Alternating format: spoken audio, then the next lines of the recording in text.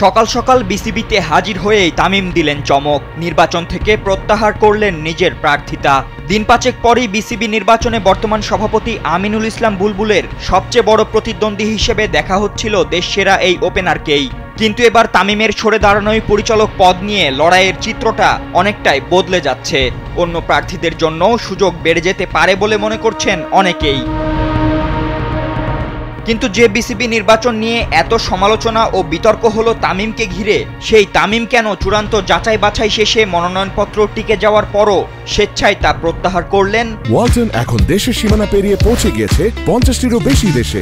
ওয়ালটন, ঘরে ঘরে বিশ্বজুড়ে। এখনো নিজে এ বিষয়টি নিয়ে কোনো কিছু না বললেও মূলত কয়েকটি ক্লাবকে বিসিবির কাউন্সিলরশিপ না দেওয়ার কারণে অসন্তোষ ছিল তার। এছাড়া বর্তমান সভাপতির ক্ষমতার অপব্যবহার, সরকারি হস্তক্ষেপ সহ নানা অভিযোগও করেছিলেন তিনি।